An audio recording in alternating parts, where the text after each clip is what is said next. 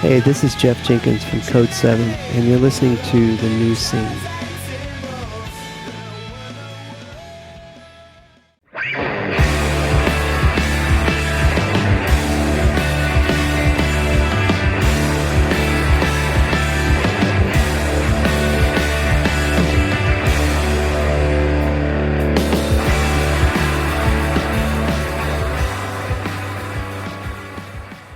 Hello, everybody, and welcome to The New Scene. I am your host, Keith, and we're back with another brand new episode. And on the show this week, we have the triumphant return of Colin Frangicetto of This Day Forward and Circa Survive. That's right, Colin is back. He gives us the full exclusive story behind the This Day Forward reunion shows, who didn't want to do it, why they didn't want to do it, who had to be convinced, the behind-the-scenes conversations, all the prep Colin is doing for the shows, all the prep the band is doing for the shows. We get it all. We get the full story. And it's very exciting for me because I've been pushing for these reunion shows for, over a decade now. And I'm really happy that they're back. You've heard me talk about This Day Forward on the show a ton of times.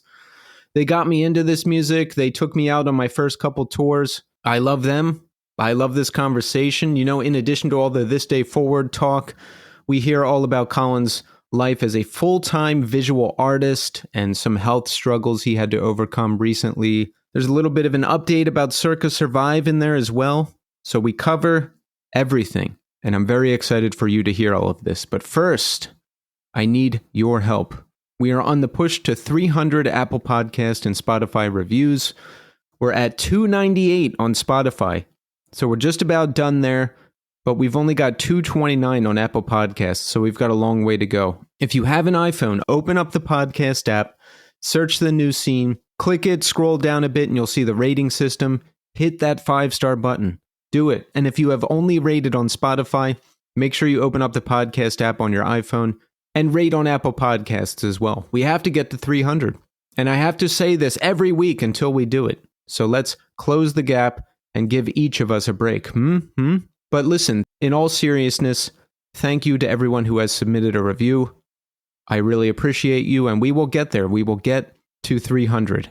And a reminder, we have shirts for sale at our store at Death Wish Inc., and you can follow me on Instagram at New Scene Pod. Also, don't forget to support Iodine Recordings. The Hassan Isaba Untitled discography is up for pre-order right now. Hassan Isaba were a short-lived but legendary emo violence band that originated in Boston in 1999. They were only around for like a year. They have quite a crazy story. And this LP, you want to get this LP. It archives all of the known recordings, photographs, and show posters of the band.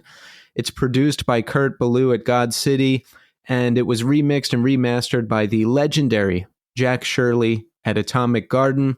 The release comes with a 12-page retrospective zine, thoughts and reflections from the band about their short history.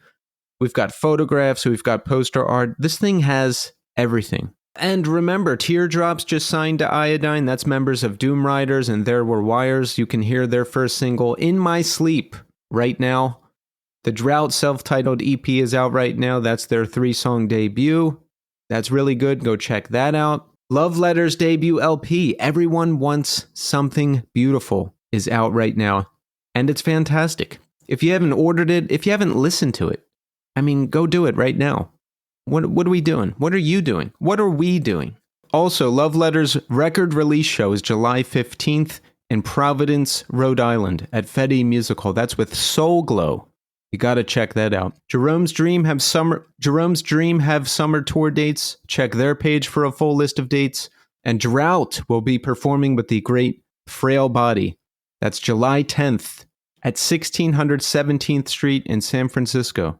And the new LP from Her Head's on Fire, Strange Desires, is coming out very soon, July 19th. You can hear 3 singles from the album right now while you wait for the rest of the album to drop. And say hello to our sponsor for the month of July, Equal Vision Records.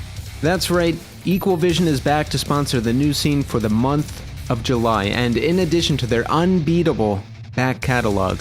They've got an unbeatable current roster as well. Hail the Sun, Anne Berlin, Code 7, Hope's Fall, Bitter Branches, Common Sage, Keionashi. It's crazy what's going on over there. You don't even want to know what's going on over there, but I'm going to tell you.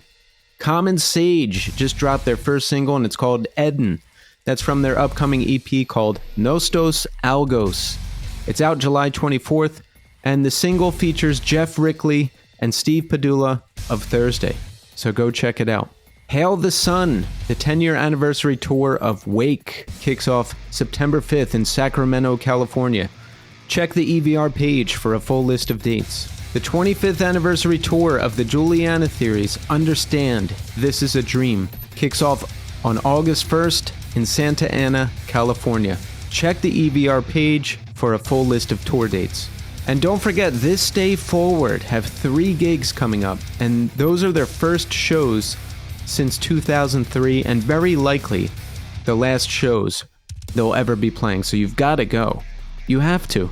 August 23rd at Underground Arts in Philadelphia. Tickets still available.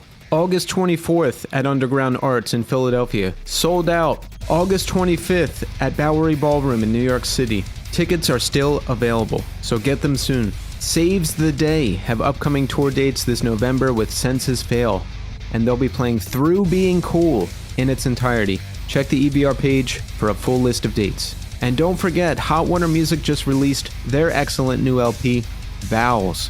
Pick up the record and some merch today. For more updates, head over to equalvision.com or check out the Equal Vision Instagram at Equal Vision. Okay, so listen, check back in with me in segment 3. We'll do a wrap-up of the conversation with Colin. We'll check in. We'll talk about everything that's going on. We had a nice long weekend because it was July 4th. We'll cover everything. But right now, we are going to speak to Colin Frangicetto of This Day Forward. Enjoy. All right. We are here now with Colin Frangicetto. Colin, welcome back to the show. Thanks, buddy. Thanks for having me. Yes, Colin, it's great to have you here. And, you know, since the last time you were here, the entire course and trajectory of our lives have changed. Yeah. Many things have happened. Many things have changed. Many things remain the same. And, of course, the very exciting news that This Day Forward will be performing 3 shows at the end of this summer. And look, we're going to cover all of that and more. But first, I want to ask you, how are you doing today? I'm doing pretty good. I feel like any given day could be a very different answer. But yeah, today I feel pretty good. I think I got some good sleep last night, and so far there hasn't been anything too fucked up that's happened throughout the course of the day. So I'm gonna give it a 7.9 out of 10. That's good. That's good. Now, when you say, you know, that could change depending on the day, what do you mean by that? I'm curious because I think I can relate, but I want to hear what you're saying first.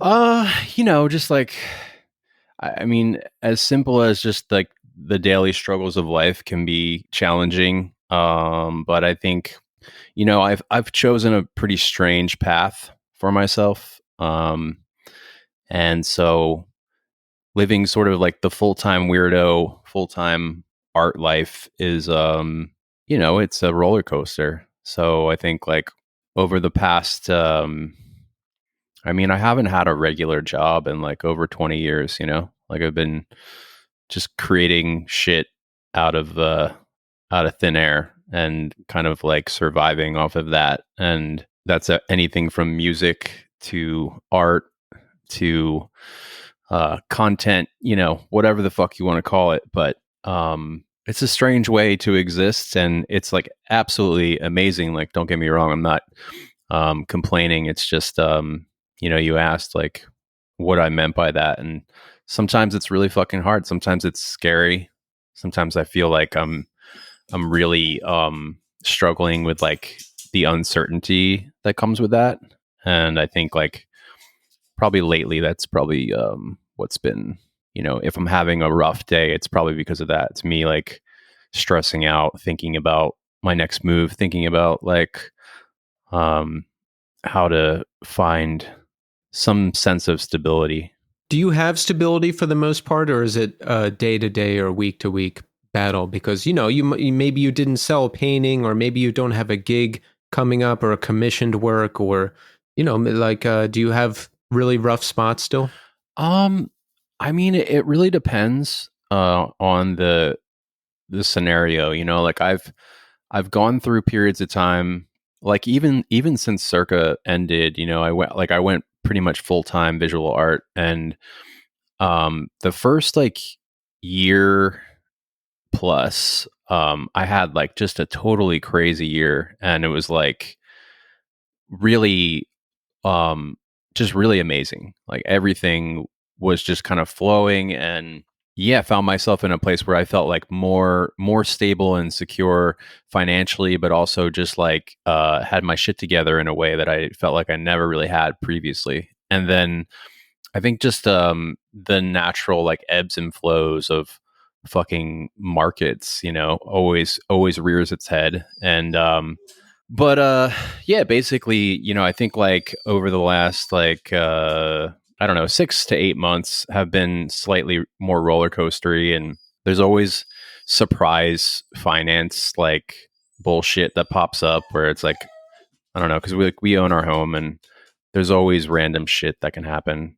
Yeah. A fucking boiler breaks, or you have to like deal with mice, or just like anything can come out of nowhere, and then it's a huge expense. My car died at the end of the year. I still haven't been able to replace it just because that's a huge expense. Like random shit happens all the time, and we moved like only like 3 years ago, so there's still a lot of like transition stuff that's happening. And yeah, so I think like have definitely had that struggle of like scarcity, I guess. Like, we haven't like hit a crazy point where it's like super dire, but um the way my mind works, especially like having done this kind of stuff for a really long time, it's more so I'm always thinking 3 to 6 months ahead. So like if I can't see like how that's going to work out, it starts to really like start to creep in, like the fear, like what am I going to do? I really have to start thinking and doing something. So yeah, I mean, it's really a thing that it's like feast or famine all the time, and it was always like that with music too. You'd make like a year's salary like over the course of like 2 months, and then you have to figure out how to make that work. Um, and then there's times where you're like running out of that money that you made a year prior or whatever, and you're like, oh shit, okay, hopefully something's coming up. I mean, realistically, you like to be ahead of that and plan ahead and kind of expect it. But especially when you're like kind of your own entity like I am now, it's like I'm not really. Well, actually, I just started working with management for my art stuff, so maybe that'll change a bit. But like I'm a bit of a mess sometimes, and can just totally get very sucked into my creative work and then forget about all the other shit that I need to do. Like today, like I was fucking, we had rescheduled, and usually I'm pretty good about this stuff, but because the first time that we had it scheduled, we had a time set. And then when we just rescheduled, obviously I should have just assumed we were sticking with the same time. But because I didn't assume that, I didn't put it in my calendar. And then I'm like sitting down in my basement drumming like an asshole, like, and whatever. And I come upstairs and I'm just like, oh, cool. I guess I'm going to like feed the dogs and have dinner now. And then you text me like, yo, you're like in the portal, like waiting for me. And I'm like, fuck. Like, and like that literally that same thing happened earlier in the week. We were supposed to go over to Brendan's house for just like a hang, and like we were supposed to be there already, and I had just walked up the steps like a sweaty mess, and he like texted me like, you guys still coming? And like Sarah was like still out, and I was like, fuck, like I just totally spaced out. Always put everything in the calendar. That's what I used to not even keep a calendar for the show. And now I keep a calendar. I have all my things in there. I send the thing. You know what? All right, here's a lesson learned for me, Colin. I should have redistributed the time to you. How about that?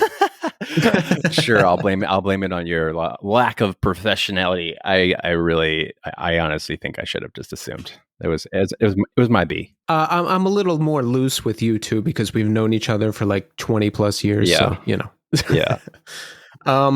Yeah. Yeah. You know, I feel some of those same things too. I mean, I've worked for the same company for the past 14 plus years, but I always think to myself, if this job went away, I don't think I'd want to get another job like this. Or could I, or would I, or what the hell would I do? Because I don't know anything else. So it's it's something I think about all the time. I don't want to have to get another job like this because I like my job, I like the company, I like the people, I like what I do it, but like I don't think I'd want to do it again. Yeah, I mean, but then like, it's like that interim, when you're trying to figure out what next, like what do I do? Like hopefully you would have some breathing room and have sort of like, all right, I have some space to figure this out.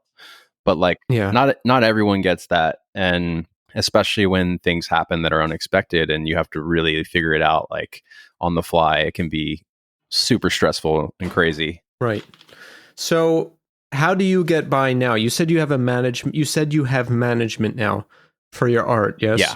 Now we know you're an artist and we know you do works and we know you do paintings and we know you do that. What else? I mean, I pretty much do everything under the sun when it comes to visual art. So like, like my main source of income is selling original paintings.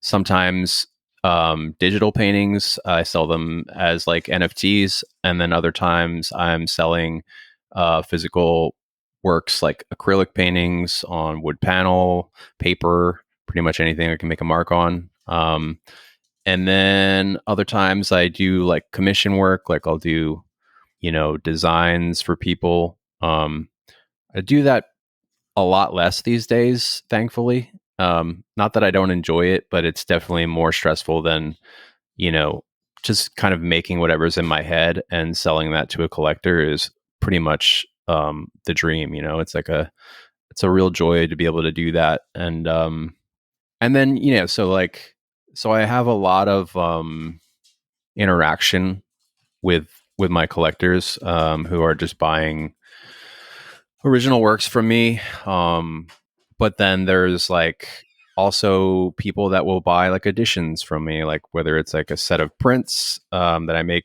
many of, or like I said, like just one. I don't know. It ranges. It's like some of the people that support me in that realm, it's just a very casual thing, and then for other people are spending like really serious money buying works that are like way more I guess you could say like rare, like only one of them exists. Mm. So if you had to, would you go work for a company or do graphic design or something? Is that something you could do, and would you do it?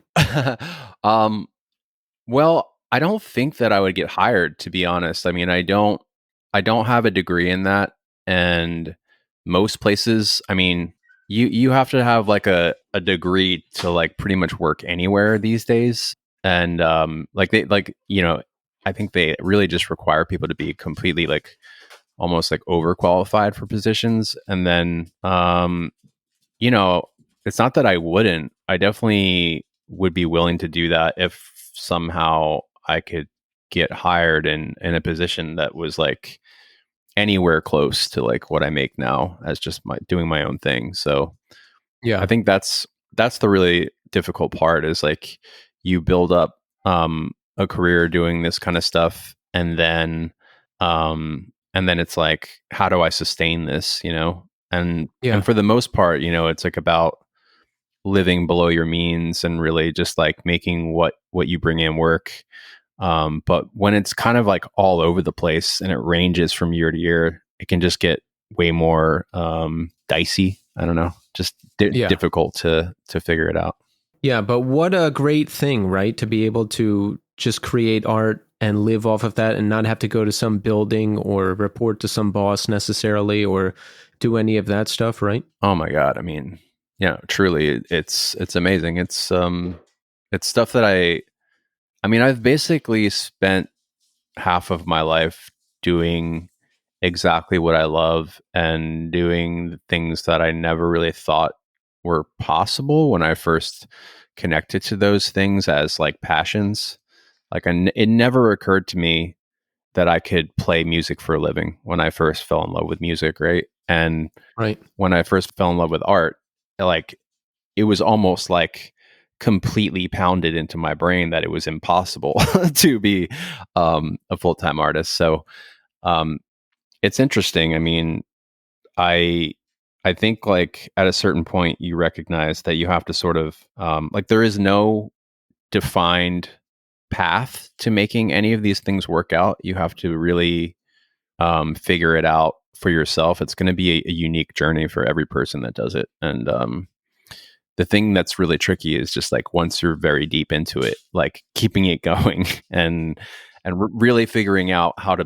I mean, it's like most people who work serious, 9 to 5 jobs or like are in like a situation where they have salaries or some shit like that. It's like they start to have like 401ks and other things, and they kind of have a sense of that someday they can retire. And it's like as a independent artist, that's really that's on you, like to figure that out. There's no company kind of like giving you that or helping you out.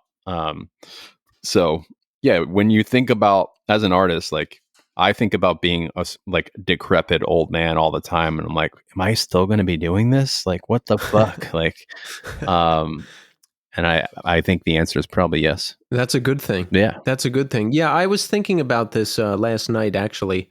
There is no defined path. In fact, I think if you're thinking about your passions in terms of, can I make this a career? Maybe you're already on the wrong path, because I think you just have to do what you love and make it a priority, and then things will happen, right? Because I don't know. I used to just go to work. I had to work. I had to go to work. I knew office jobs. That's what I did.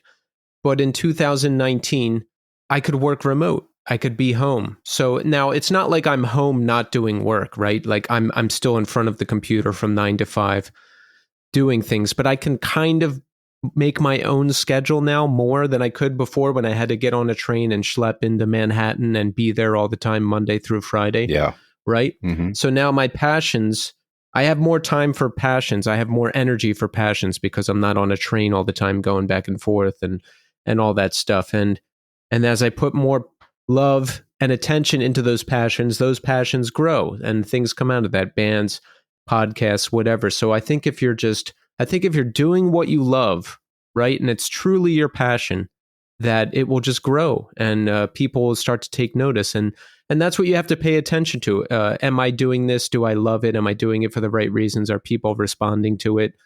If I don't like it, maybe I'll stop doing it and do something else. Do people respond to that? Do I care about that? There's a lot of factors. Totally. I mean, I couldn't agree more. I think that, um, I mean, I guess there's like a few things that you could kind of caveat that with, like, when you're very young and you're trying to basically just fucking bungee jump into a full-time creative pursuit, especially if it's like something very outside of the box. I do think that there's some type of planning that can happen, but it's not what you would think. Like anytime someone would ask me for advice on how to do something like that, my first response is kind of like, how much are you willing to sacrifice, in terms of comfort, in terms of stability, certainty, predictability. And my second question would be like, do you have a partner? Because in the very beginning, it was very difficult to, none of us had, like apartments to pay for. None of us had really like solid relationships that put a strain on the fact that we had to be away all the time. I mean, I did at first, but almost immediately that kind of like was one of the things that got sacrificed. And I think rather than being like, how do I make money at this? It was more like, how do I do nothing but this and not need money. That's really, Yeah. And it was, and the answer was kind of like, okay, well, how broke are you willing to go? Like how how minimal are you willing to live, and in order to do just this, and so I think that that's an acceptable way to plan for it. But other than that, I would agree with you that I think following your passion and following your intuition in terms of like what about it gives you joy, what about it like really is most important to you. Yeah, you're going to find the time to make it work, and you're going to find the time to do it. Yeah, that's another thing I didn't realize when I was young. Like around when I was 24, I started getting in bands, and I would show up for practice, and I would put in the time to learn the songs and write. And I would, if someone asked me to play a show, I would.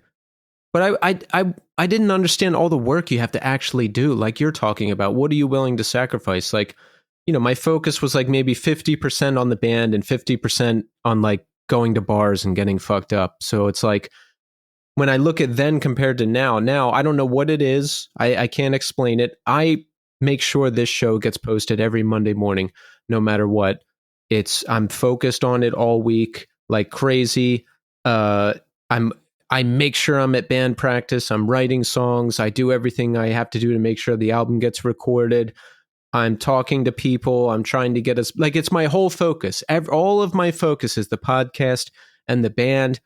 I don't socialize a lot. I'm not in a relationship. I sacrifice a lot. And if I do socialize it, it's usually tied around the band or the podcast, or I'm going to a show, or someone invited me to a show, or it's all tied to music because that's my passion. And I can see that now. And I didn't see it was when I was young. And I just always really respect people like yourself or others I talked to on this show who were 17, 18, 19 years old and were just in it and saw that and were doing it. Yeah, I mean, it's one of those things that I often reflect on, and I think it's like pretty much anything that I accomplish in my life where I look back on it and I'm just like, how the fuck did I do that? Like I literally am almost always in awe of myself, even if it's like 6 months in the past. Like, it's like, I think people who do creative things all probably can relate to that, where you get this hyper focus, you get this obsession, and you're just in it. Like you said, it's a good way to describe it. And you're immersed, and the things that can happen with that period of hyper focus, and especially when you add in the power of collaboration, and like really what can happen when you have kind of like multiple people all focused on one goal, all like kind of firing on all cylinders. It's like pretty incredible. And then you can do stuff that like literally you're just like, you look back on and you're like almost intimidated by the fact that you did it, and you're like, how do I do anything better than that? Yeah. So yeah, it's a trippy, amazing thing. This day forward Mm-hmm. is back together. Well, let's say we're playing 3 shows Yeah. because saying we're back together or reunion indicates a lot of things. And I don't know exactly what's going on. You might not even know exactly what's going on, but I'm gonna get there. But I want to bring it back a little bit to the end days of this day forward. We're talking around 2003. How did you feel at the end of the band? Like I was on a tour with you guys. I think the last year you were a band in 2003, and from my perspective, things weren't perfect. Now, they weren't bad. It wasn't like a toxic bad, oh my God, whatever. But it seemed like things weren't great or as great as they were because there was like a lot of, there was some bickering about like creative things we want to do or things we don't want to do, or this person should do that. There was some fighting. And like, how did you feel towards the end? Were you happy with things? Was there a lot of tension? Tell us about it. Yeah. I think it was a difficult time. I mean, it was a really exciting time as well. It kind of had multiple facets. It was like a lot happened over the course of that last year, or maybe a little bit more. We became a full-time band for the first time. Being a band for 7 years or so, and we decided to like really kind of put everything into it for that final album. And we had signed to sort of like our dream label, Equal Vision, and they were putting a lot of energy into supporting us and trying to help us get to where we wanted to be. And we got a booking agent at the time, and that was a first. And so we were starting to, a lot changed. We went from being just like this 100% DIY thing in terms of like being self-booked and just like doing everything ourselves to all of a sudden like, okay, like we have a booking agent. Even though he was a friend, we had a tour manager like taking care of things, and we were, I think, just really trying to quote unquote step things up, and so there was a lot of like pressure while simultaneously a lot of excitement. We recorded for the first time we recorded outside of like a local studio, and we were working in a studio that had made a lot of big records. That was Big Blue Meanie, right, in Jersey City, and wasn't Thursday recording War All the Time at the same time? They were, and actually Bear versus Shark was recording their record as well at the same exact time. So all three of us were there. Wow. It was pretty amazing. But it was pretty intimidating to be there too. I think, just in general, I think we really went from just being a group of kids kind of messing around to all of a sudden there just felt like the stakes jumped like pretty considerably. And all of us, I think, consciously knew that, but I think maybe I might have felt that more than some of the other guys. I don't know that that's true. I do feel like I sensed stress in everybody at some point in time, but for sure I was feeling a lot of like make it or break it, kind of like do or die feelings around what was happening. It was probably just because like I do think it was a huge decision for us to drop everything and just do it. And that put a lot of pressure on it. And yeah, but there were also some of like the best times ever, So like there was a lot of these moments that were like, it was low lows, high highs. And I think we really, we toured a lot out after that album. Like we were just out there nonstop. And I think there was a lot of crushing moments, being out there for the first time with the booking agent putting us on these like really big shows. And I think at one point we were really like on probably one of the biggest tours we could have possibly been on was Take Action Tour. It was like Poison the Well and Avenged Sevenfold and Shadows Fall, and it was just like massive, and it was perfect for us, it felt like, anyway.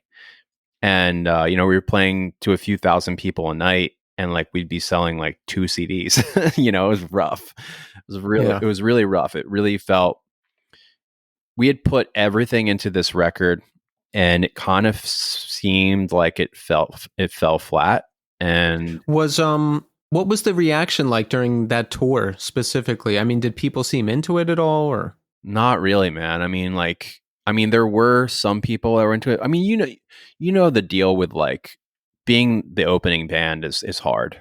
And you were opening. Yeah, okay. Yeah, we were opening. Yeah. And like, I think in general, even if you were just absolutely crushing it, it's very difficult to get a major reaction out of an audience that's just not there to see you, right? And yeah, right.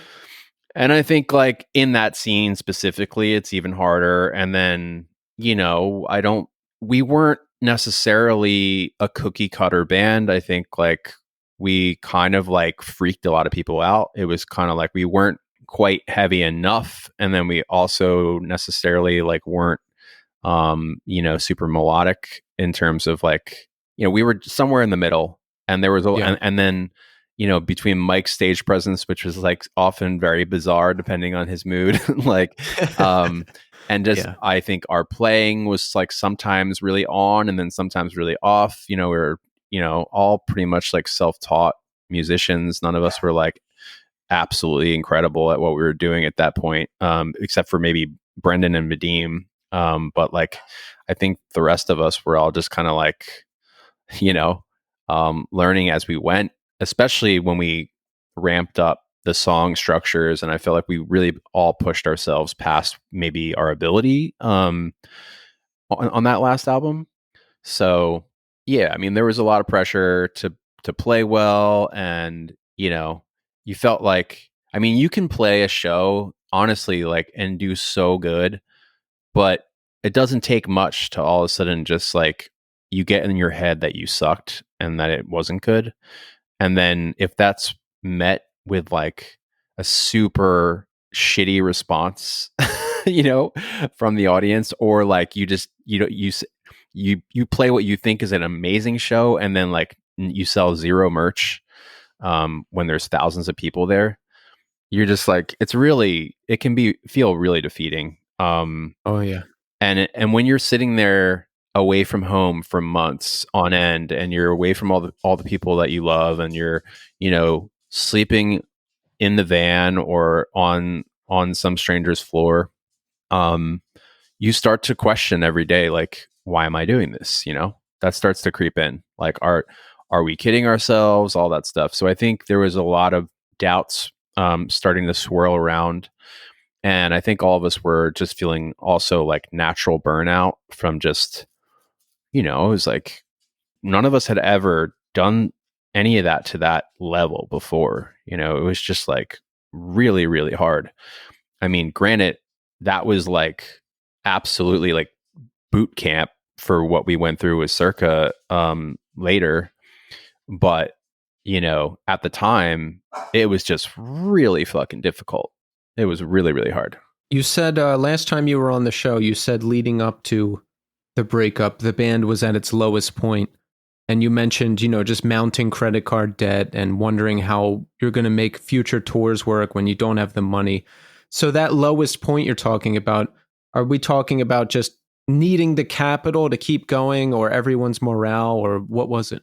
Well, I think it was just as simple as, I think we felt like we had done everything right and it wasn't working, Yeah. And so when that's going on, that's really a tough thing to grapple with, Yeah.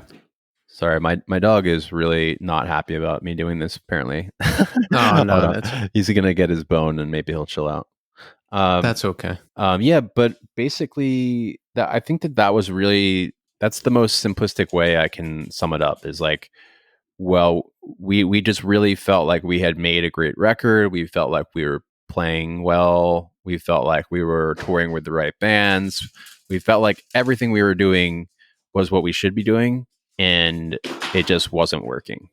So very, very difficult. And we were kids, so like our communication with each other wasn't at its best. I think there was a lot of unspoken stuff happening too at the time, like, because everyone put everything else on pause, right? Like, and it's very difficult to feel like everyone is on the same page with the same goals, and that everyone is willing to sacrifice the same amount.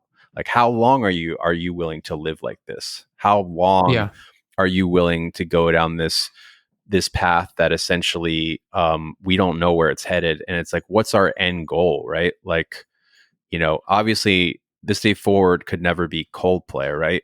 Like, we knew that there was a possibility for us to be a lot more than what we were, but I don't think we ever really knew concretely like what would make us happy, like what were we really headed towards, And so I think a lot of us were having like internal dialogues like that we weren't having with each other, until eventually it was like, hey, I don't know if this is working. Yeah.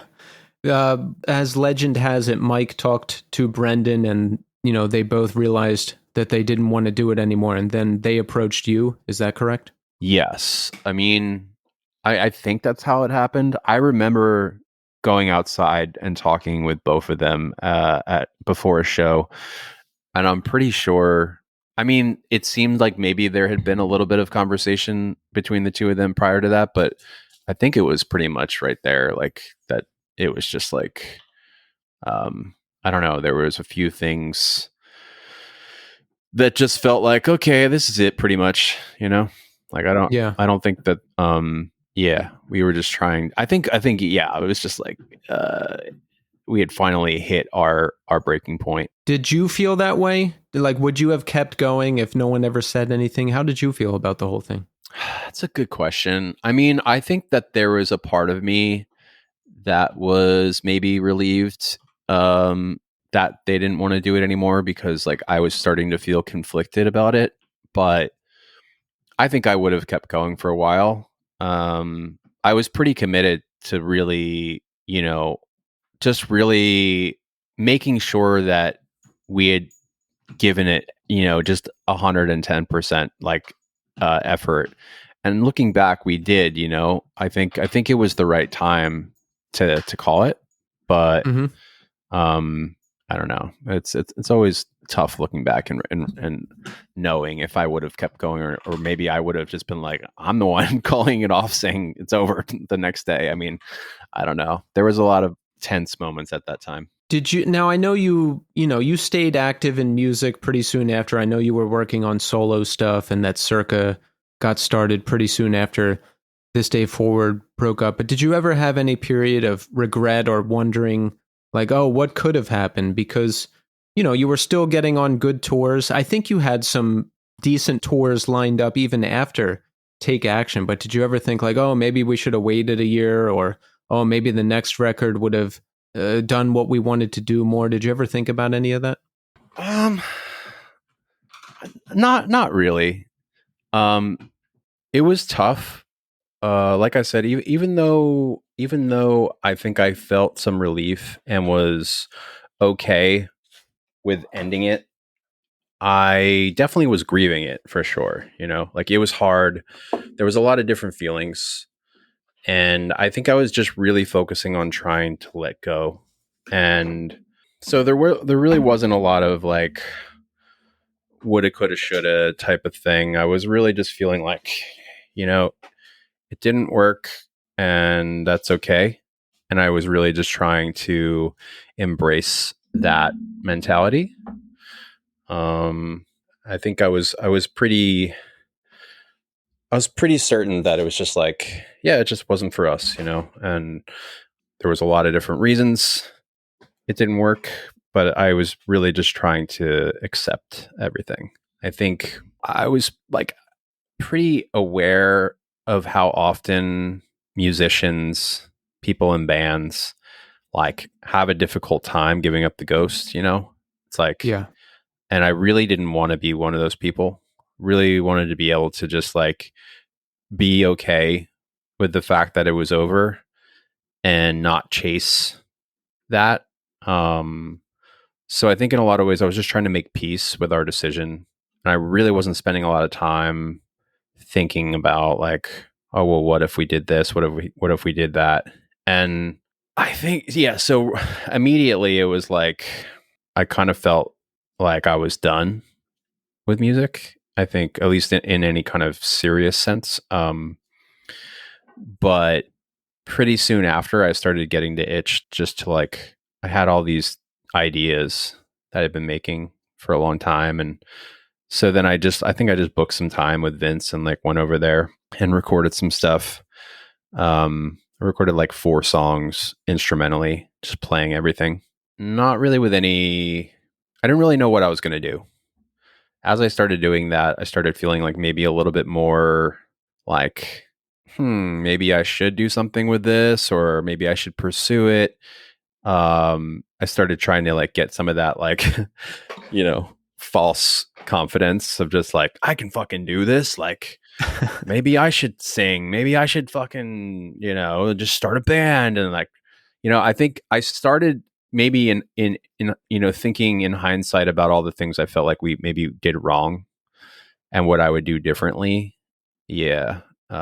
So like I guess kind of in line with what you asked me, I wasn't really thinking like, oh, I wish this day forward did this. It was more like I started reflecting on what I felt like, like the mistakes we made and the things I would do differently if I was to do it again at that point. Yeah. Did any of those songs you recorded with Vince after this day forward, did any of that end up being Circa songs, or was that just something different? There was one that we learned as a band instrumentally when we were writing for Juturna, but we never did anything with it. And in fact, I think one of the riffs was like a Brendan riff that I had like ripped off and put on the demo, and I was like, yo, this is like totally like up your alley. And he's like, I think I wrote that. But that is also a very typical thing for Brendan to say. So who knows if it was real or not. But yeah, and you never know how stuff stays in your head. There's this song I've been playing for at least 10 years that I thought was cool, and I've tried to work it into different bands, and I've realized it's just I realized last week it's just a reimagining of a Converge song. Because I was listening to the song because I had Jake on, and I was like, oh, this is that song I always play. All right, well, we can retire that one. Perfect. Yeah. And I remember you were writing your own stuff for a while. I remember it was either the '02 tour I was on with you guys or the '03 tour. I remember you were showing someone in the van solo stuff that you had written. So it's something you've been working on for a while. I mean, even before Circa. Yeah, I mean, I was always fucking around writing stuff, recording stuff. I was really into recording my own ideas. But yeah, I don't know. It was a weird thing. I definitely, I think that's how I like re-engaged with Equal Vision. Like I was talking with Dan, we had stayed friends, and he just reached out to me and was like, what are you up to? And I was like, oh, I don't know. I've been working on some stuff, and I sent it to him, and he's like, oh, this stuff's great. He's like, well, let me know if you're going to do anything with it. And then we didn't talk for a while, probably like a few months. And then the next time he checked in with me, he was like, yo, what are you doing now? And I was like, actually, he's like, I'm just kidding. I already know. I heard a rumor. And like he had heard a rumor about me and Anthony starting a band. And this was before I even had anyone else in the band. It was just the two of us at the time. And like, yeah, so they were like really interested and they heard two demos that didn't have anyone else on them yet, that were just literally just shitty recordings from the basement, I think, at that point. And yeah, they were like ready to go pretty much at that point. It's crazy. Nice situation, huh? Yeah, definitely not anything I was used to. Well, that's the thing. Once you get a little connected and you make some friends and you have something going on, like people are a little more willing to listen. You're sort of past the stage of just sending your demo out hoping you get a bite. Yeah, and there was definitely obviously a lot of energy around Anthony at the time. Like he had quit Seosin, and that was a pretty big deal. They were obviously like a band that pretty much every label wanted to sign at that point. So I think, Yep. Dan was probably just like, oh shit, like we have a connect, here for this new project. And, so they were very excited about it. And yeah, it was just a weird turn of events, the way everything happened. And I mean, really at that time, I still like, it was very, when Anthony and I started Circa, like I definitely hadn't thought about being in a full-time band yet again. Like I was really, honestly, at that point, I was back in school and just thinking like, I'm just going to make music for fun here and there, and just do stuff as I feel like it. And then that was just a very like, it just happened so fast, and it was just like point blank, like asked me if I would do it, and I just said yes instinctively, but not a lot of planning beforehand. Right, because I listened to the last time you were on, and Anthony had come home for the dental surgery or whatever it was, and he already knew he was going to leave the band. Yeah. It sounded like. So he was like, "Will you start a band with me? Will you Yes. start a band with me?" And you were like, "Yeah." I was like, sure. Okay. Circa Survive Mm-hmm. is a band I want to ask about later. Okay. But first, we're going to talk about the This Day Forward reunion. Now, okay, I'm going to tell you all my thoughts and feelings and things I heard, right? Okay. And you're going to tell me what's right and what's wrong. This will be fun. Are you ready? Oh, let's do it. All right. So, once you moved back, I think there was more conversations. And then once Circa went on hiatus, there was a lot more conversations. It just seemed like more of a reality, like a This Day Forward reunion of some sort could be more of a reality because you have more time now, and Brendan has more time now.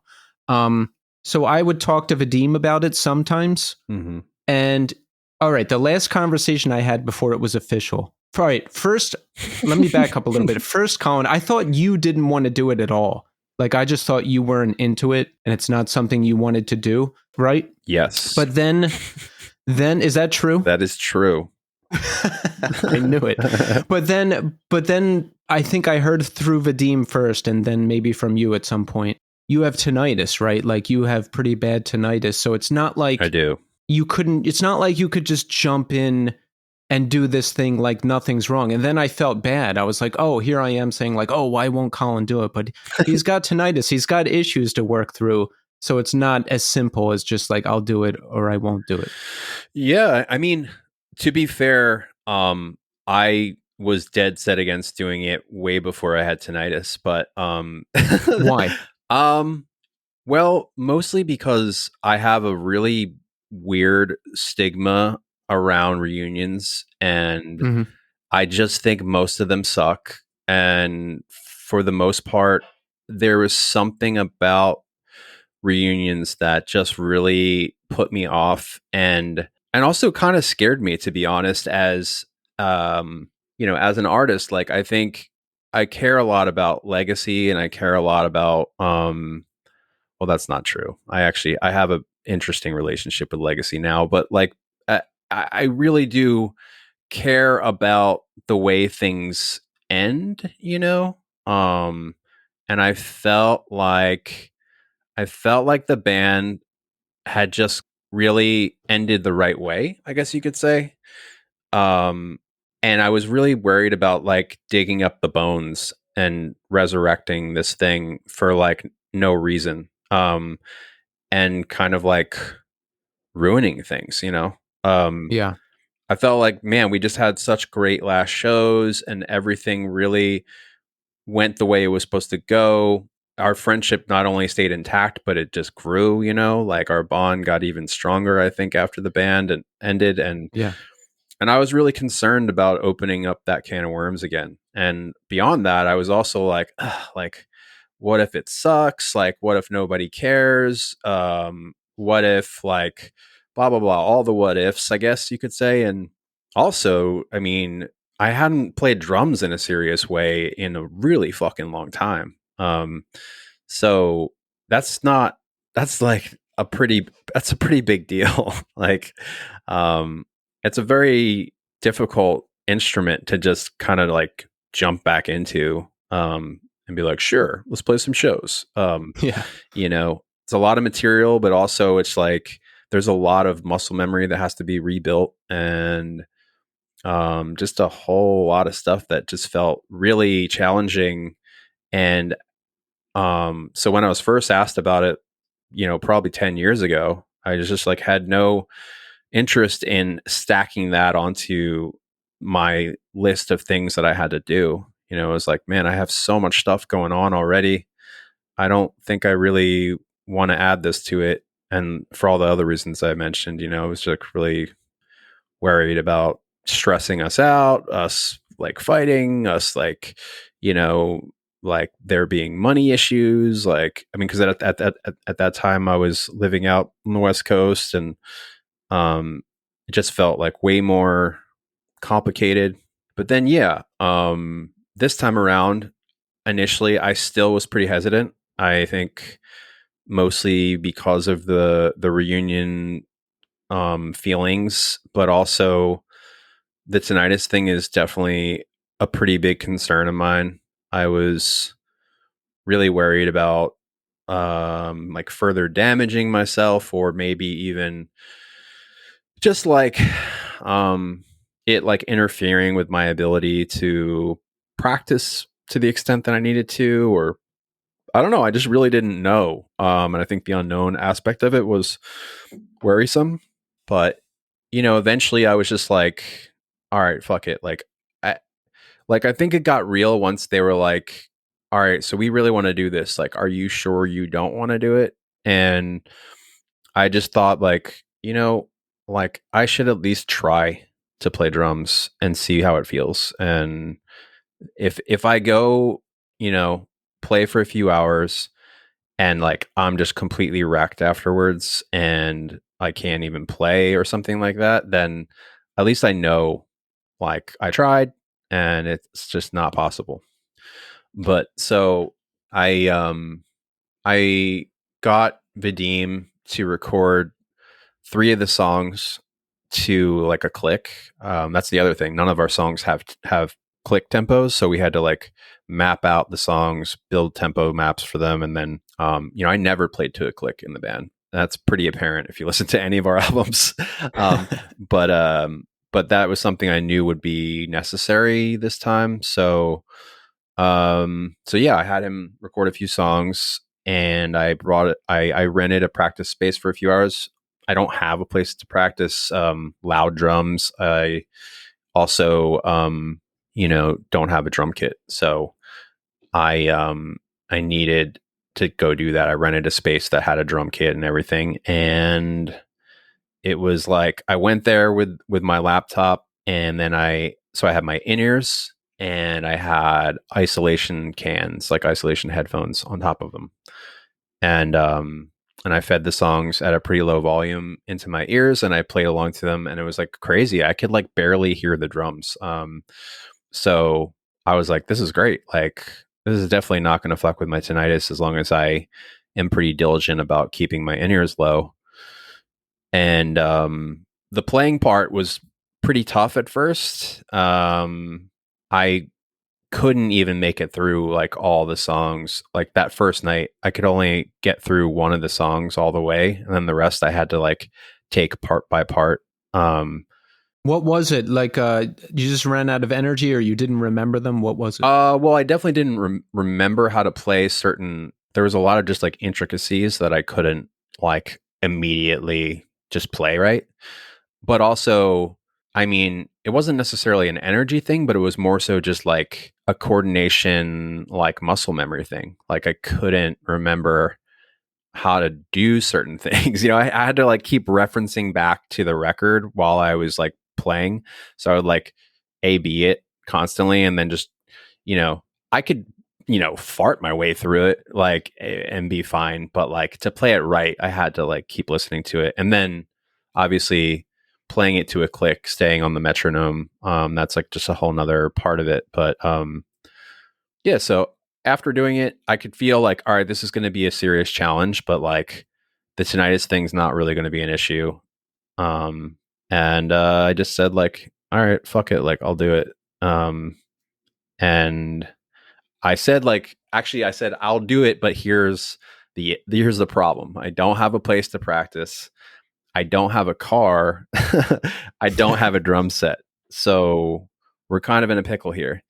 And then one of them had a genius idea of buying me an electronic drum kit, and so it got me like a Roland V drum kit, and it's crazy. I mean, it's set up pretty much exactly the way I would set up a kit in terms of like spacing, and um, when I rehearse, like in my head, like in my ears, it sounds great. Like I have the stems of all the songs going through the V drum kit, and I just play along to everything like that. And it's actually probably going to be it's going to be fucking easier once I get on a real kit, because it's the V drums are like kind of like smaller in circumference, so you have to be a little more accurate with your hits. Right.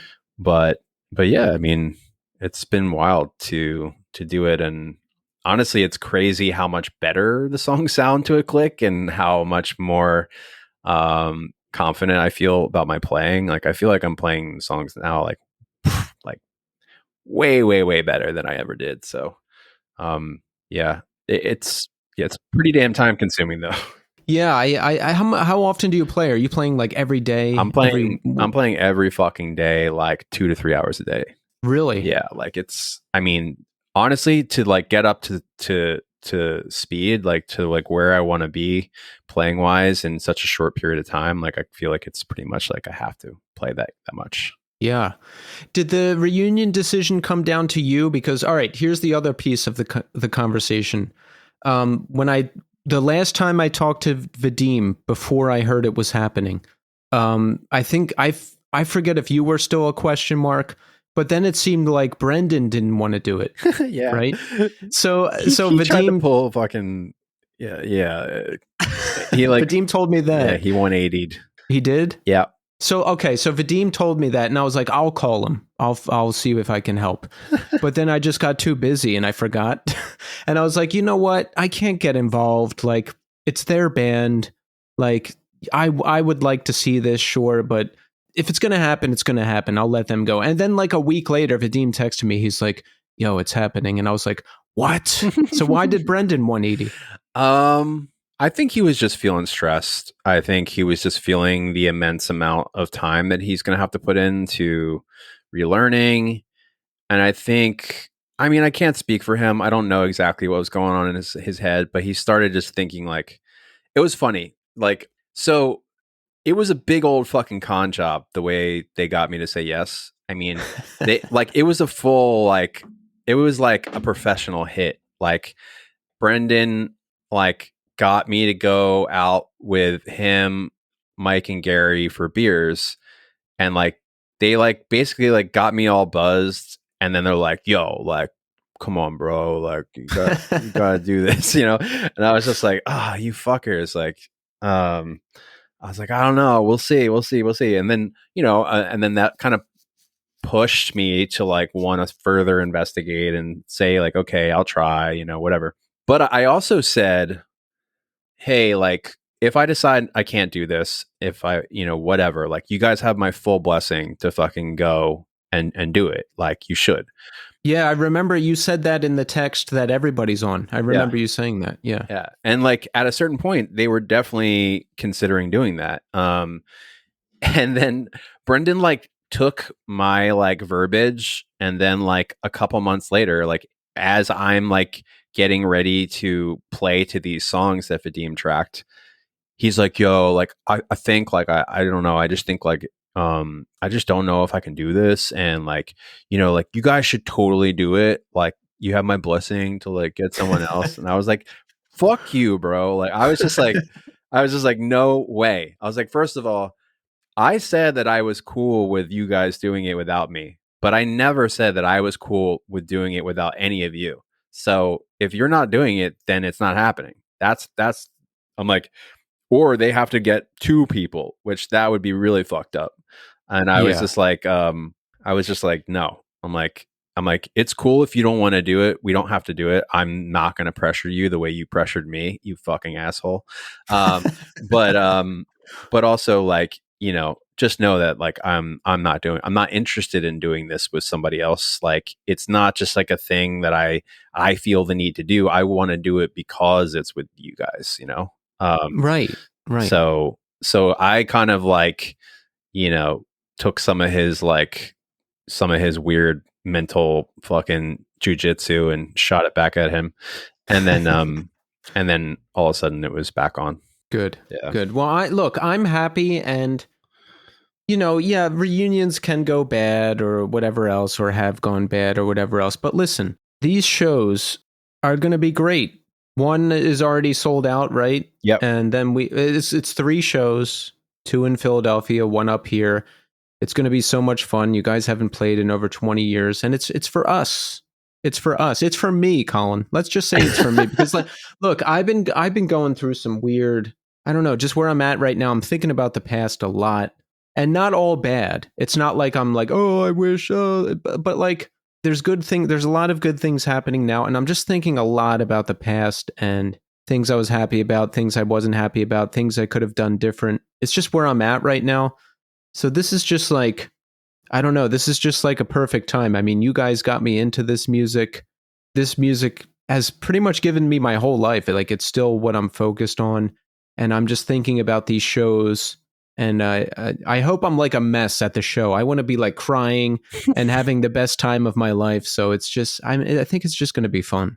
Yeah, I mean, I'm not worried at all about it anymore. Like, I'm totally excited, and I'm like very like just in the zone about it. Yeah. And yeah, it's really there. It's everything that it needed to be in order for me to do it and be excited about it. I think that this is really just about, it's about our story. It's about our story as human beings, who found each other and kind of like changed each other's lives, and Yeah. realistically, like, I don't have many other people in my life that I could really like think about in being so fucking instrumental in terms of like just how my life took shape, Like, I met them all when we were still kids, but like we were all sort of like at like a very important part in our lives, in our journey, like to figure out what the fuck we were going to do, um, as adults, and like I definitely would have had a much different story if it weren't for them and our band. And um, I just have like I have so much like love for the band, for these people, for the people that like supported the band.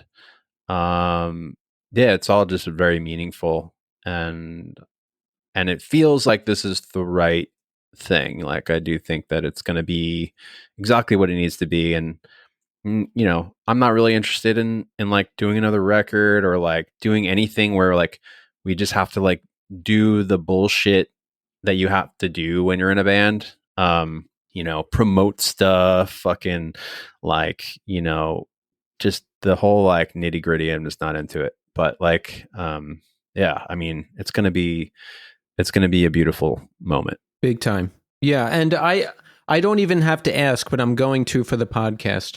Okay. All right, since I know you guys so well, I don't think there's any plans for more shows or records or tours or anything like that. I think you guys are just talking about these 3 shows right now, and that's it. Is that accurate? That's accurate.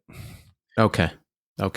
I think that certain people probably would be interested in more, and then I know who those people are. and then other people are definitely not. I know. I could tell you who's who right now. But like ultimately, I think, I think like in terms of like being on the same page about that, I think despite that, we all are like excited for this to just be it, and just be like a really like special moment in time, and just really soak it in and enjoy it. I love it. I'm looking forward to it a lot. And I'm opening for you in New York City. Now here's the great triumph and tragedy of that.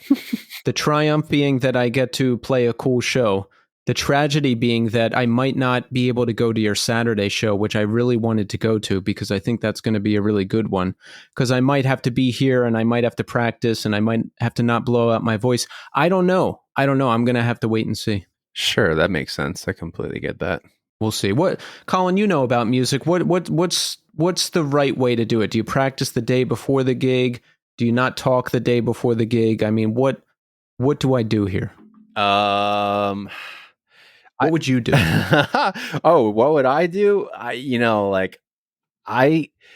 get so fucking like anxious and sort of hyper focused on this stuff that like I can't even like once I get to the venue, like I can't even leave the venue. Like I'm just like, nothing can change right now. I need to stay here and breathe oxygen until I hit that stage. Like, because anything could happen if I walk out that door. Like that used to be like how I was. It took a lot of time for me to be like, okay, to like go walk somewhere and like get food or something. I have a tough time with like transitions of like location and stuff like that. I think it just has to do with like my neurodivergence, and it's tough. So for me, it's like, it depends. I mean, if I was like feeling really fucking confident and like, oh my God, I'm just nailing everything, I know all this stuff like the back of my hand, like it's all good. Then maybe I would go. But traveling, it'd be one thing if it was like down the street, but that's kind of more of an ordeal to like go to a show a few hours away, and then who knows, you might get suckered into like singing along, and that would just be Yeah, what if someone like disastrous. breaks my finger? I'd be fucked. Yeah, I mean, it's tough. You know, I think you'll know that day, or you'll know like soon coming up to it, if it feels like the right thing. You'll make the right decision. That's good. That's good advice. Thank you for that. Yeah, and you like you'll see it when we play there. So it's not like I mean, the set might be a little bit different, but who cares? Like, Yeah. I mean, it's not like you haven't seen us 1,000 times. I know, but I wanted to go to all of them. But look, this is the way it should be, and that's fine. Now, Circa Survive. Okay. The band announced an indefinite hiatus on October 18th, 2022. Damn. Can you believe that? You know the dates, and 2022. That just sounds crazy. Dude, that's weird. Like I went and looked up the date today, and I was like, that's weird. Yeah, That's weird. Yeah, man, very weird. So what happened? I'm sure a lot of people have asked. I'm sure a lot of people want to know. I don't know what additional news has been put out there. What can you tell us, Colin? What can you tell us? I mean, I can tell you a lot of stuff. I think the question is more so like, do I want to tell the public it? Like, do I really want to get into it? I feel like maybe it's probably a conversation better kept for another day in terms of going too deep. But just like in a very basic sense, I think we had a lot of hardships, a lot of struggles throughout the pandemic. A lot of things kind of came to a head, and obviously, there's issues of addiction, there's issues of interpersonal things, and ultimately, a lot of things just sort of collided. We hit the pause button, and then there was just sort of a slow fade, and um, whether it's communication breakdown, time, financial stress, all kinds of stuff just kind of converged and put us in this place where currently the status of the band is just sort of indefinite hiatus, the old classic term. But that really sums it up. I can't say never. I'll never say never. But as of right now, we're just not an active band. Yeah, it's well, here's a question for you. Is it like it sounds like there's a lot of factors, right? Is it like, did everybody sit down together and just say like, okay, we can't do this anymore, like as a unit, or like how does it work with the hiatus? No, I don't really think it was like that.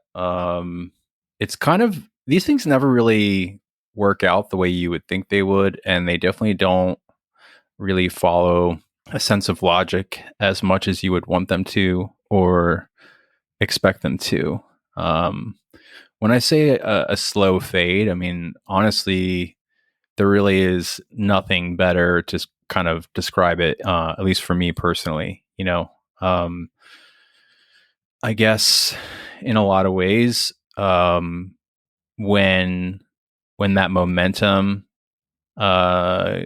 stops and there's like distance and communication issues, like usually it's confusion at first and sort of uncertainty, and then eventually I think we just like it was sort of like we didn't have a definitive answer on, are we breaking up? Is it like over, but we definitely knew that we weren't doing anything anytime soon at the point that we announced the hiatus. So it took us a bit to announce that because in truth, we really didn't know if that's where we were at or if we just needed some time. But yeah, I mean, at some point, I think it was just like, oh, we need to make some kind of announcement because a lot of people were asking, a lot of people were speculating, and most of the time when people speculate, it's all fucking wrong. And there definitely was quite a lot speculated that was very wrong. But yeah, I mean, that was really it. And I think, you know, we know that for us to be a band, to be even part-time or just a band that does stuff here and there, that we need really really honest and direct communication with each other, and that's definitely just not something we had, and it's not something we have currently. So that's just where it's at right now. How difficult was it for you after that? Because Circa it's been the same band, the same members together since 2004. And then it sounds like pretty unexpectedly, just not. And no farewell tour, no one last hurrah. It sounds like whatever was going on, things just weren't working anymore. And then the decision had to be made to announce the hiatus. I mean, how difficult was that for you? Oh man, I mean, it was pretty devastating across the board. I mean, I think like you said, it was part of my life for like 20 years or so. And not just, I mean, it was a full-time job. It was, my family. It was, a big part of my identity. I mean, it was a lot. And so losing that sort of overnight in some regards was really difficult. And then right around that same time, I started having all these sort of like health issues. I developed severe asymmetrical tinnitus, however you freaks want to say it. I hate saying tinnitus. I think that's like such a strange word. Like, fuck you. Is that do people say it Yeah. like that? I say tinnitus because there's a Blue Tip song where he sings stereo tinnitus, and I like that. I want that. Yeah, as far as I know, both are correct or both are acceptable. So I always say tinnitus, but once in a while someone corrects me like, it's actually tinnitus. I'm like, okay, well, I don't like saying that. It makes me feel weird. It's like, fuck you, I can't hear you because of all the ringing. Exactly. So I had like, it was a sudden onset, and it happened very soon after shit sort of hit the fan, and then simultaneously, like almost immediately after that happened, I started getting these really just acute fucking spells of dizziness that I couldn't seem to shake. Like they would come on really strong, and then I just like wouldn't be able to stand up for a long time. And I wound up having to like, get all these like tests done, and force my doctor to let me get an MRI because I was like freaked out. I had some kind of tumor or something. And essentially it wound up being like these strange migraines that I was having, called a vestibular migraine.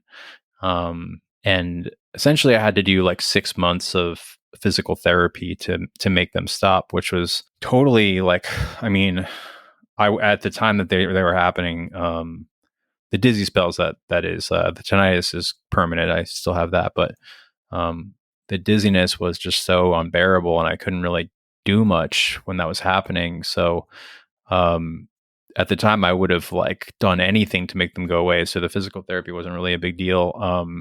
But I was very lucky, apparently, because like there's a lot of people that struggle with them for their whole life, and it never goes away. It kind of just gets worse. So for whatever reason that mine went away, I'm knocking on wood. Like I'm really grateful for that. And anyway, like all that stuff happening at the same time, as the band kind of disintegrating.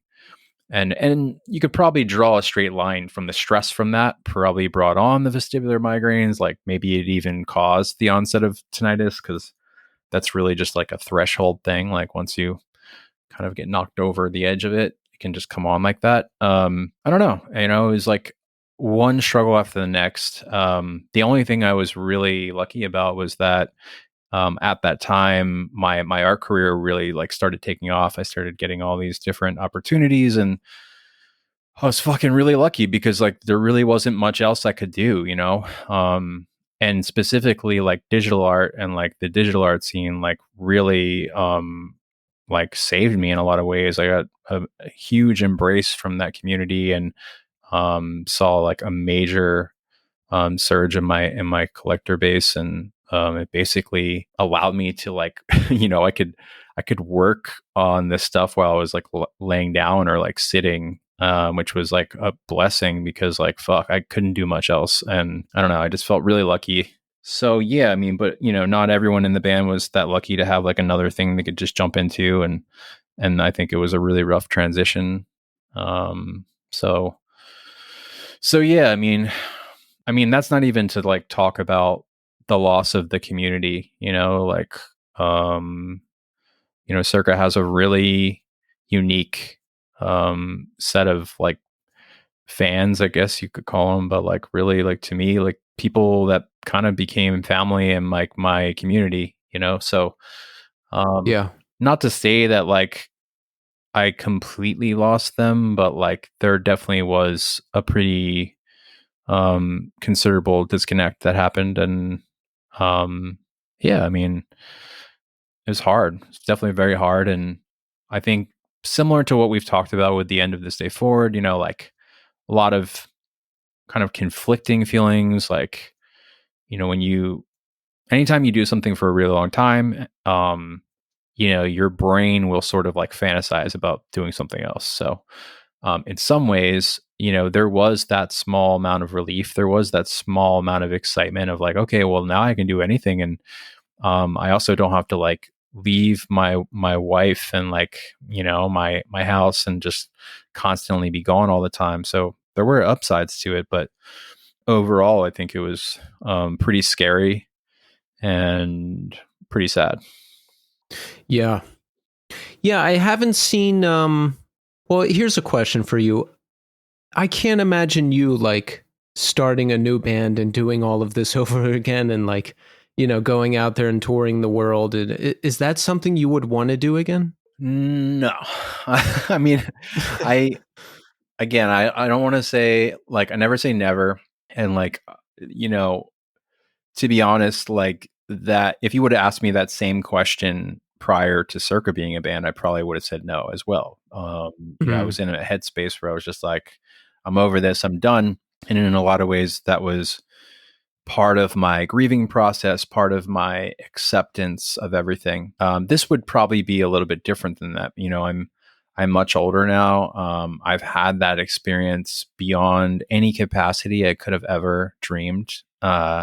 Truly, I shit you not. I really expected I expected Circa to be a one album band, maybe two. So I Really? really did. I did not expect it to become like half of my life. Like it was very, it was a surprise, and everything about it was just like, okay, and now what, and now what, and we just kept going in a very natural fashion. And um, time is a wild thing, and it's crazy how you look back and just be like, wow, like I mean, even in the final years of the band, like I still had the same mindset that I had like when we started, where anytime we were like at a festival or like at some place, like in my mind, like we were the new band that had to like prove ourselves. Like, it was like we were still like the fucking, we were the new kids on the block. Like we just totally like I never saw us as like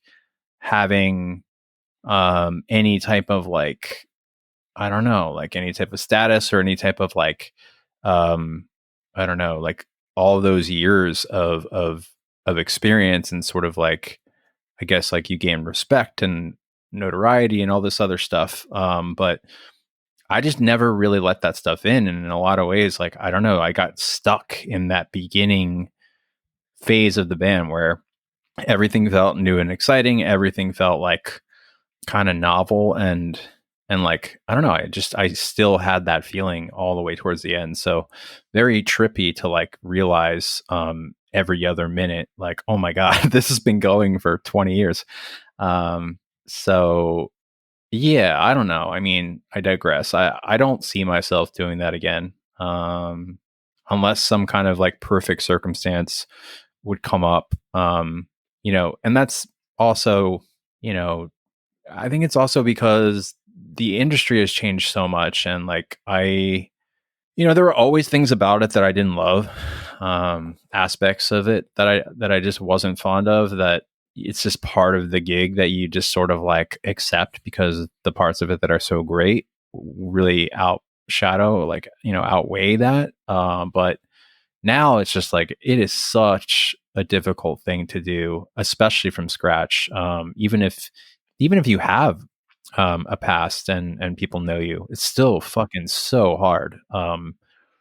And it's not that I am not attracted to difficult things. Obviously, I have some kind of weird attraction towards things that people say you can never make a living doing. But I think I've probably had my fill with this one. What if LS Dunes needed a new guitar player? Are we down or no? Fuck no. I mean, not only could I probably not play any of that stuff, like I don't even know. Like I don't know. That's another thing. Like half the time I even listen to Circa, I'm like, damn, like what? Like that was me. Like what the fuck? Like I get that thing. Like I think we talked about it. Just that sort of like being intimidated by your former self or something like that. But also just like, nah. Like I think if I was to do another thing, I think it would be pretty outside of this realm, like this world, in the same way that like I think Circa was pretty much like a big step out of the universe that This Day Forward sort of lived in. Yep. I mean, now I think you can kind of see that like, the the music world and especially all of those like little kind of subgenres have merged in a way that maybe we're not so far apart as we thought, but it felt like a big step out at the time. It was. There was not a lot of what was going on at the time. There was a lot of melodic metalcore stuff happening. I think there was a lot of pop punk still happening. There was some emo. It wasn't like the emo revival 2010 stuff, but there was still some going on, and the whole prog emo like delay thing was still kind of new at that time. Yeah, I mean, Yeah. it definitely felt it definitely felt alien to me. Like I definitely felt like we stuck out and didn't really belong anywhere. Later to realize that was a good thing, but like at the time it was like, oh my god, like no one's gonna like us. That was kind of the feeling. I mean, I think if I was gonna do anything, I would probably again I would want to definitely step outside of that world and be doing something different. But right now, like I'm not really interested in anything when it comes to touring. I still do make remixes. Really, really enjoy doing that. I've always had a thing for just like reimagining people's songs and taking them apart and just adding my own thing to them. That's like just such a joy for me. So I recently did one that will be coming out at the end of the summer for a band that's definitely been doing some really cool shit. So I can't talk about it yet, but I'm sure you'll hear about it or you won't. Other than that, I've been doing like little things that are more anonymous, kind of like doing little like scoring gigs and stuff like that. Like I just scored a movie trailer thing, and we'll be doing probably some more stuff like that as it comes up, but I'm not like aggressively going after it. I mean, right now my heart is in visual art and writing. Really, I spend a lot of time writing. I haven't really done anything with it yet, but like spent a lot of time writing and a lot of time making art. We're talking like pen to paper writing. Yeah. Well, I guess it's more so like fingers to keyboards, but yeah, just a lot of nice. Yeah, do a lot of I don't know.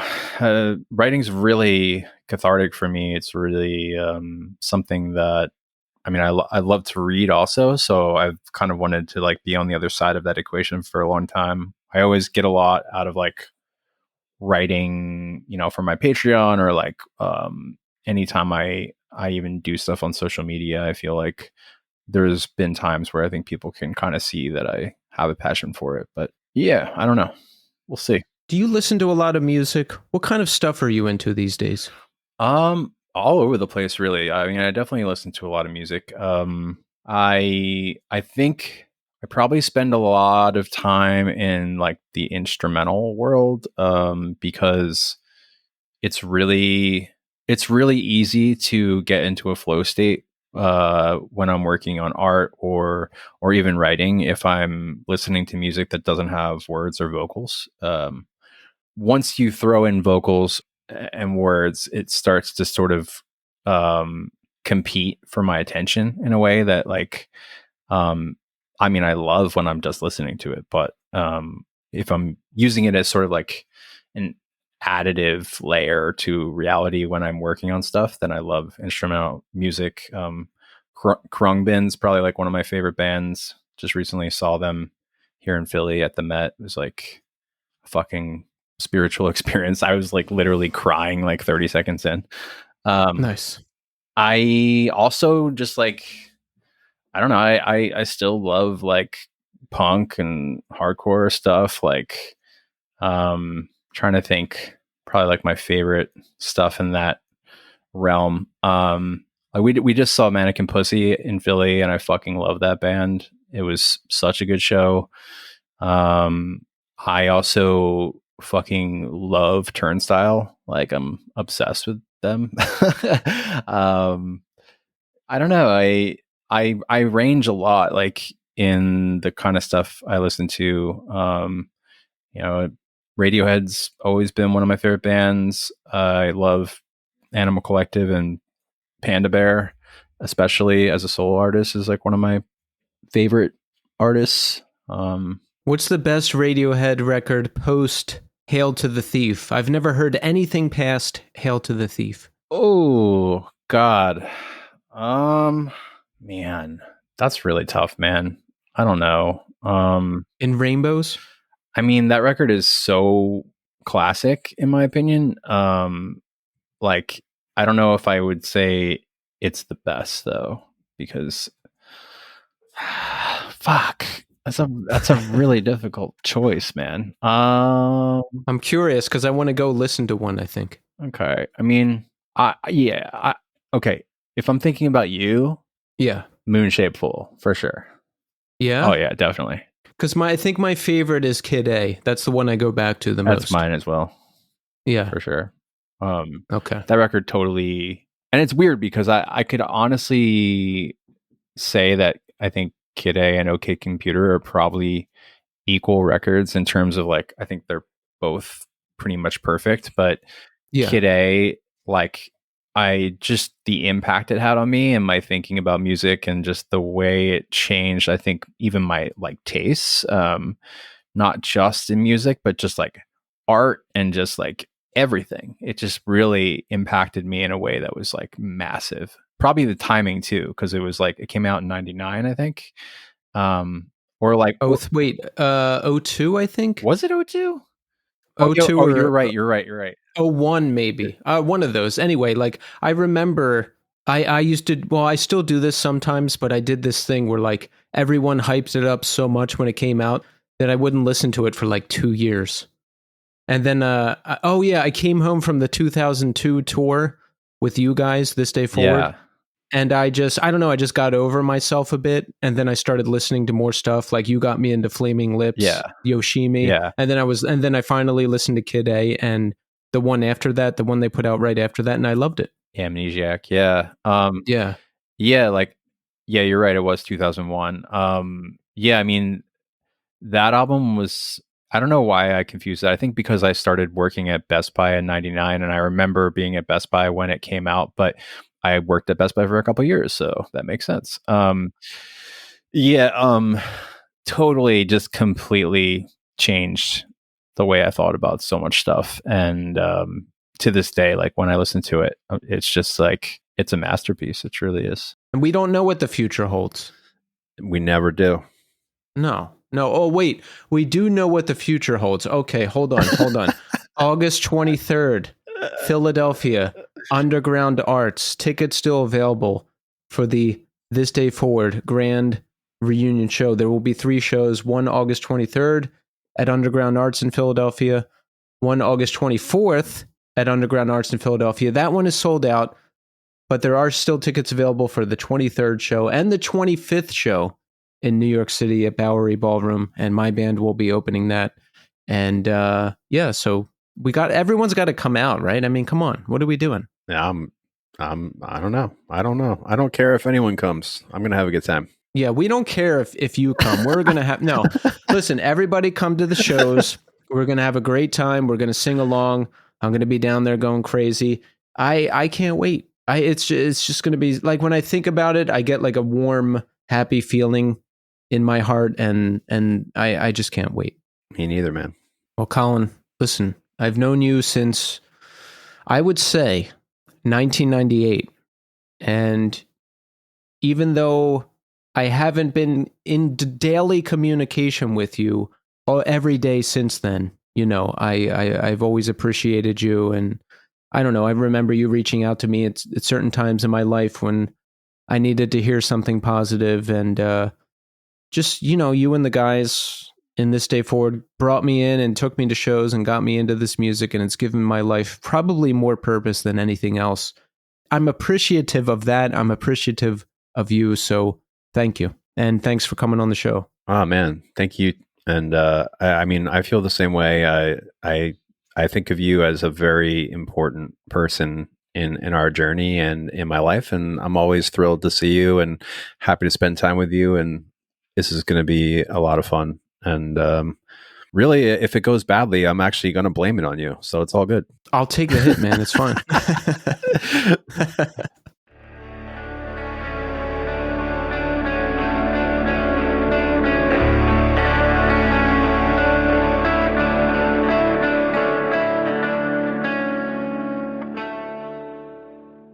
And there you have it. Colin Frangicetto. Very happy to have Colin back on the show.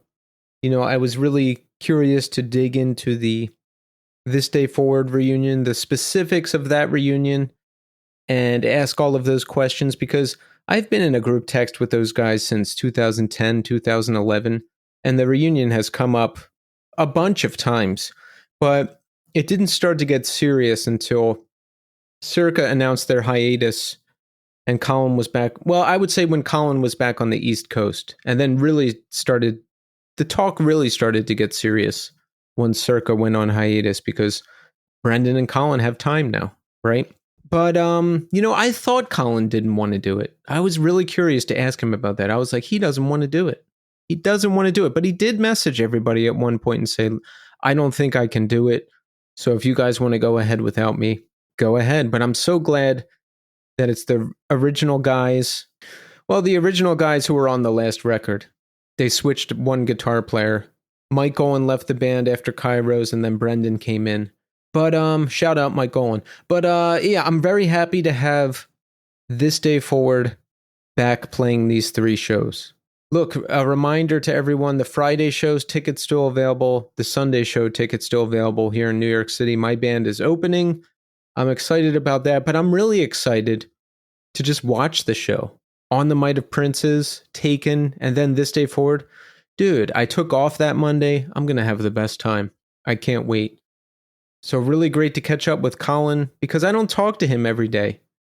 So I cherish these opportunities to sit down and really dig in and find out what's going on with people. Because even though I've known Colin for a super long time, I wouldn't call him on the phone and be like, hey, how is everything going? What's going on with This Day Forward? How's your tinnitus? And I should do that. I should do that with him. I should do that with a lot of people, but that part of me is kind of missing. You know, I don't reach out a whole lot. I'm more comfortable just doing this. So anyway, thank you so much, Colin, for coming on the show. So let's check in. How are we doing? It has been a long weekend because it's the 4th of July. There has been no rest for me here. I worked late Wednesday. Thursday, I went to see my parents in Levittown, and that was nice. It was so hot. It must be hotter in Pennsylvania than New York City, because it was so stiflingly hot out in Levittown. it was hard to breathe. So I lathered myself up with sunscreen and did a little grilling, stood outside for a bit, hung out with my parents, caught up. It was a nice time. And then I came back up here. Friday, I worked on the podcast all day. It's now Saturday night as I record this, and it's been a full day of working out, doing laundry, finishing up more podcast stuff. I went into the studio to try to dial in my tone and practice the songs and work on my voice, and it was a really productive day. So I'm happy about that. You know what I was thinking about? I can be ungrateful a lot of times. I can be unhappy a lot of the times. But I was walking to the studio and, I was tired. I was like, I don't want to go. It's late. I just want to sit around. It's 4:00. And I was like, dude, this is what you dreamed of. You have a rehearsal space in Brooklyn. You can go there pretty much anytime you want. This is what you wanted. You're in a band. You can go there. You can write. You can play music. You can do it almost anytime you want to. So I was thinking about that as I was walking in there. And that made me really happy because, it was all a dream before. All I used to do was get high and, it would be some dumbass 4 a.m. conversation at a bar with someone on all these drugs. Like, oh man, we should start a band. Oh yeah, we should do it. And then in the rare instances where the person actually got in touch with me and was like, oh, let's jam, let's do it, I wouldn't answer because the drugs wore off. And I was like, oh no, I can't actually go talk to people. So got a lot done today and am feeling really good. Sunday, tomorrow is going to be another busy day. I've got to get a bunch of day job stuff ready, but look, this is my life. Busy all the time. Always something to do. I heard from some friends of the show. Okay, check this out. Simon Downbeat Vinyl sent me his book. It's called Beyond Our Yesterdays. And if I remember correctly, Simon, this is a science fiction book that you wrote. And everyone, I think you can pick it up on Amazon. And Simon, thank you so much for the book and the very kind note that came with it. As far as I know, Simon, you're the first person to binge the whole show, or you were at least the first person to tell me that you did. And I think that's awesome. We've got a great community of listeners of the show, Simon being one of those, and just people I talk to on a regular basis. People I've gotten to know, people I've gotten to be friends with, people who have sent me things, people who I correspond with. And that's the best part of this show, honestly, because it really makes it feel real when people write to me and say that something I said helps them, or when people say that the show helps them out or lifts up their spirits in some way. All of that correspondence, all of that interaction makes it so real. And it's the most fulfilling thing about all of this. And that's why I started this whole thing to begin with. This whole thing started as a Instagram account called The Northeast Scene. And I wanted to connect with people who listen to this music because this music is the only thing that makes me happy.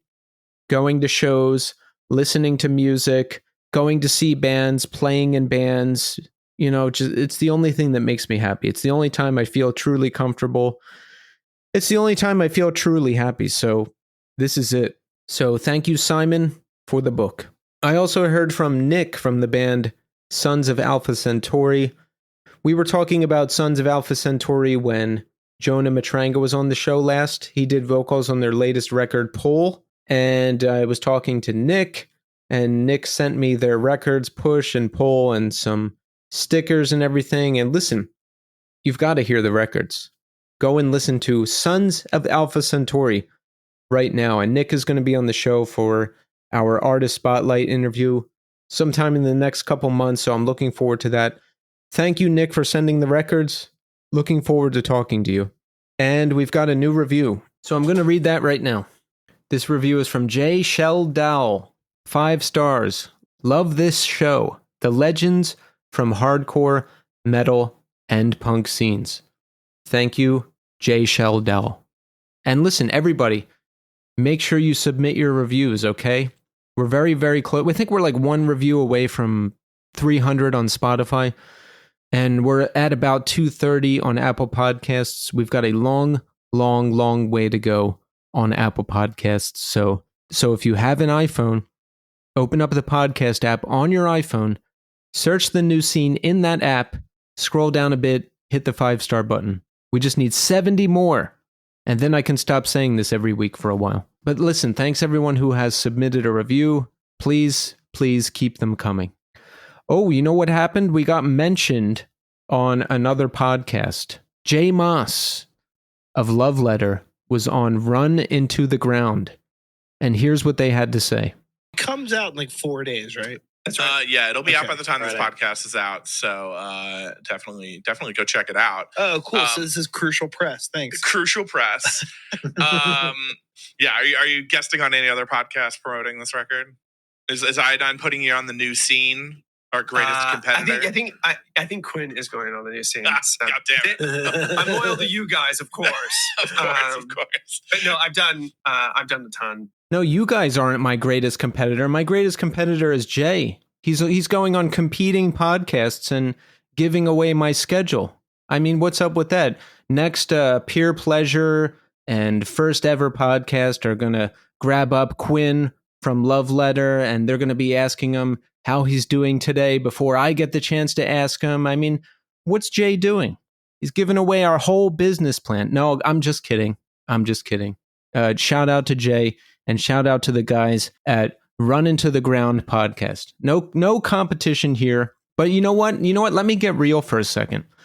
Here's when I feel competitive. Okay. And this happens a lot. And I'm sure everyone else who does a podcast, you've experienced this as well. I get competitive when someone gets a guest that I want, but I haven't been able to get them. There's been times where I tried for people and you're kind of talking to PR or something and then it trails off, or you just don't hear from anybody. You don't hear from them and then you see them pop up on another show and it's like, dude, why are they going on that show? Why aren't they coming on my show? But in all honesty, it usually has very little to do with the actual show itself. There's a million factors. There's a million factors as to why a guest ends up on a show or not. So my motto is, it's not time until it's time. And at this point, I've gotten 99% of the dream guests I want on this show. So I'm very, very happy about that. And that's it. That's everything I've got this week. Next week, we're back with a new guest. But it's a new guest from a band, right, that's been on the show before, and they just put out an excellent new record. Who could it be? So we're going to double up here, and we're going to end the show with This Day Forward. Because it's This Day Forward.